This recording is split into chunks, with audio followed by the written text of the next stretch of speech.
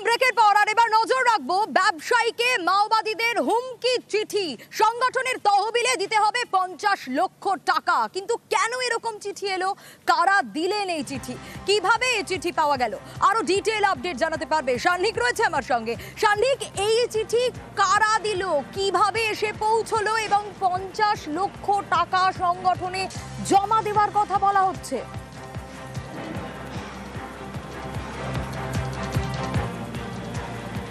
একেবারে সোনিয়া, এই নিয়ে ইতিমধ্যেই কিন্তু চাঞ্চল্য ছড়িয়েছে। কেননা 50 লক্ষ টাকা দাবি করে শুধুমাত্র চিঠি নয়, একেবারে নাম করে, সমীর মণ্ডল বলে একজনের নাম করে এই চিঠি এসেছে এই ব্যবসায়ীর কাছে। এই বড়বাজারে তার একটি সোনার দোকান রয়েছে, পাশাপাশি এই ব্যবসায়ীর বনগাঁতেও অপর একটি সোনার দোকান রয়েছে, দুটি সোনার দোকান তিনি চালান। তার কাছে এই চিঠি যখন আসে, 24 তারিখ ডেট দেয়া এই চিঠি তিনি 26শে মে রিসিভ করেন এবং সেই চিঠি তিনি পাওয়ার পরে তিনিও কিছুটা অবাক হয়ে গিয়েছিলেন। কেননা তার মধ্যে একেবারে অ্যাড্রেস মেনশন করে লেখা ছিল যে সেই অ্যাড্রেসে টাকা পৌঁছে দিতে হবে, কেননা মাওবাদী তহবিলে অর্থ যোগান দেওয়া প্রয়োজন রয়েছে, সেই কারণে সেখানে টাকা দিতে হবে এবং পুলিশের কাছে গিয়ে কোনো লাভ হবে না, পুলিশ কিছু করতে পারবে না, এই ধরনের মন্তব্য সেই চিঠিতে কিন্তু করা ছিল। স্বাভাবিকভাবেই চাঞ্চল্য ছড়িয়েছে এবং ইতিমধ্যেই বড়বাজার থানায় লিখিত অভিযোগ দায়ের করেছেন সেই ব্যবসায়ী এবং এখন পুলিশ তদন্ত করে দেখছে আদতে মাওবাদী নাকি কোনো ব্যবসা।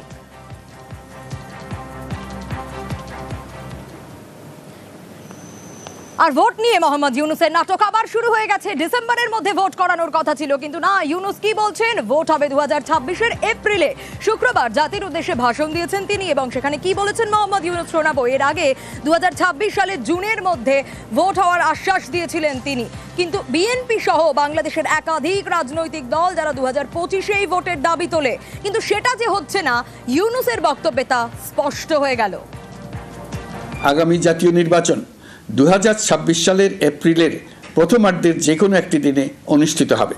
এই ঘোষণার ভিত্তিতে নির্বাচন কমিশন উপযুক্ত সময়ে আপনাদের কাছে নির্বাচনের বিস্তারিত রোডম্যাপ প্রদান করবে। আমরা এমন নির্বাচন চাই যা দেখে অভ্যুত্থানের শহীদদের আত্মা তৃপ্তি পাবে, তাদের আত্মা শান্তি পাবে।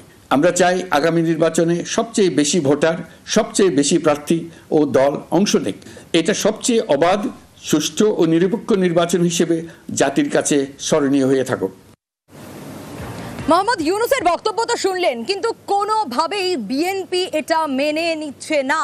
বিএনপি চাইছে ডিসেম্বরের মধ্যে, মানে এ বছর ডিসেম্বরের মধ্যেই ভোট হোক। বিএনপির তরফ থেকে কিন্তু কড়া বার্তা উঠে এসেছে। আমরা একটু নিউজ রুমের দিকে এবার নজর রাখবো। অয়ন রয়েছে আমার সঙ্গে। অয়ন, কি জানানো হলো কড়া বার্তায়, ঠিক কি বলা হলো? মোহাম্মদ ইউনুস তো একেবারে জানিয়ে দিলেন তিনি ডিলে করছেন বারবার, এটা আমরা দেখেছি। ভোট তিনি কিছুতেই করাতে চাইছেন না, কিন্তু বিএনপির কড়া বার্তা কি? সোনিয়া, উনি তো ডিলে করবেনই, কারণ বাঘের পিঠের ওপরে চেপে বসেছেন। বারবার করে বলা হচ্ছে মোহাম্মদ ইউনুস দুর্নীতির কড়া পাকে নিমজ্জিত।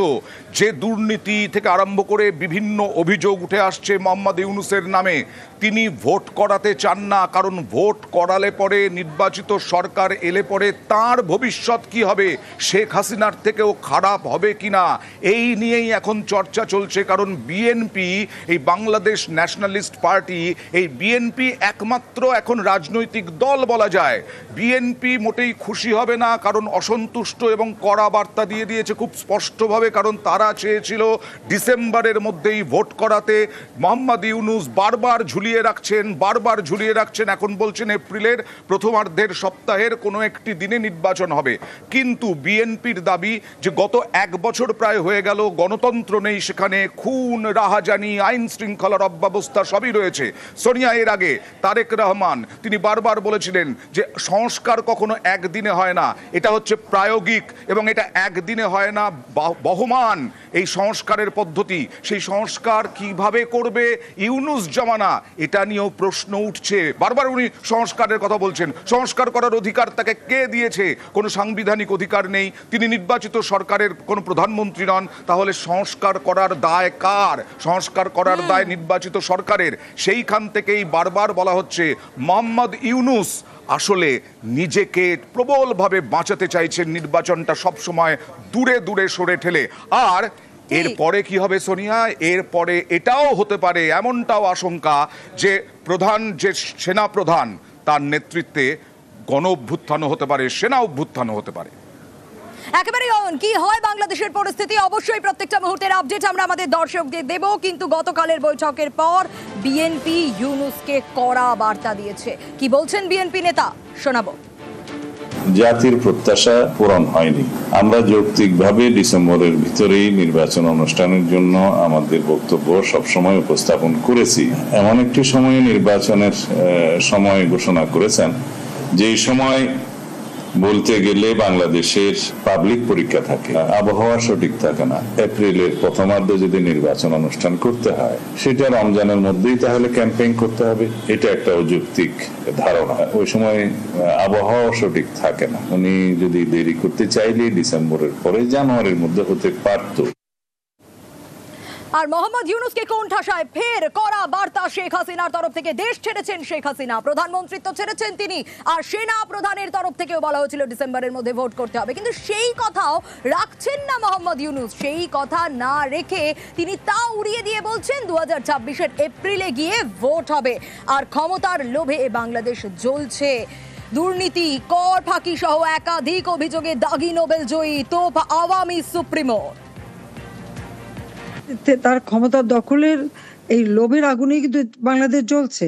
তার বক্তৃতা ছিল সম্পূর্ণ মিথ্যার ফুল ঝুড়িতে ভরা, অর্থনীতি সম্পূর্ণভাবে বিপর্যস্ত, নিজে ট্যাক্স দেয় না, তার বিরুদ্ধে ট্যাক্স পাওনা সে মামলা ছিল। একটা দেশকে সম্পূর্ণ ধ্বংসের দিকে সে নিয়ে যাচ্ছে। ইউনূসের বিরুদ্ধে মানি লন্ডারিং এবং অর্থ আত্মসাতে 5টা মামলা দুর্নীতি দমন কমিশন করেছিল। ক্ষমতা এসেই সমস্ত মামলা প্রত্যাহার করে নিয়েছে। একটা ট্যাক্স নিজে দেয় না। আমি বলছি ইউনূস কিন্তু নির্বাচন দেওয়ার লোক না। অপারেশন সিঁদুর দেখা গিয়েছিল কিভাবে পাকিস্তানের কোমর ভেঙে গেছে, কিন্তু পাকিস্তান তো জলেই জব্দ হয়ে গেছে। হ্যাঁ, আবারও যাতে সিন্ধু চুক্তিটা বহাল করা হয় সে কারণে বারবার চিঠি দেওয়া হচ্ছে ভারতকে, কাতরভাবে আবেদন জানানো হচ্ছে। কিন্তু যখন হামলা চালানো হয়েছিল তখন কি পাকিস্তানের মনে ছিল না যে ভারত প্রত্যাঘাত করবে? অন্যদিকে সিন্ধুর জল পাচ্ছে না, ইসলামাবাদ মরিয়া হয়ে গেছে। ভারতের পায়ে পড়ে চারবার চিঠি দিয়েছে পাকিস্তানের সিন্ধু ঝিলাম ও চেনাবের জলস্তর একেবারে তলানিতে। মৈত্রেয়ী রয়েছে আমার সঙ্গে, আরো ডিটেল আপডেট নেব মৈত্রেয়ীর কাছ থেকে। মৈত্রেয়ী, যখন পাকিস্তান হামলা চালিয়েছিল তখন তারা বোঝেনি যে ভারত প্রত্যাঘাত করবে। অপারেশন সিঁদুরে তো কোমর ভেঙেই গেছে, কিন্তু সিন্ধু জলচুক্তি, সিন্ধুর জল না পেয়ে এবার তো তারা ছটফট করছে।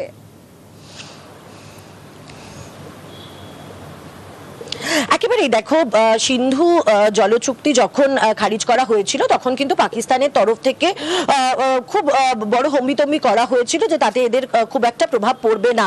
কিন্তু প্রভাব যে পড়েছে তার প্রমাণ যবে থেকে ভারত এই ইন্দাস ওয়াটার ট্রিটি বা সিন্ধু জলচুক্তি স্থগিত করেছে তারপর থেকে সে দেশের জলশক্তি মন্ত্রকের তরফ থেকে আমাদের জলশক্তি মন্ত্রকে অন্ততপক্ষে 4টি চিঠি দেওয়া হয়েছে ভারতকে নিজের সিদ্ধান্ত পুনর্বিবেচনা করার অনুরোধ জানিয়ে।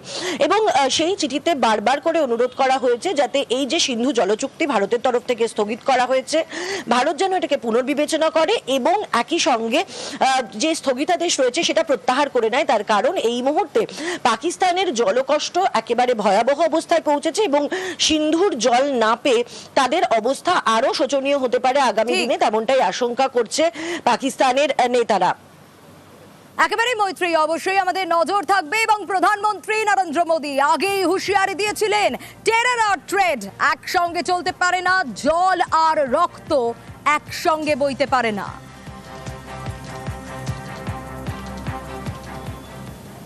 भारत का मत एकदम स्पष्ट है।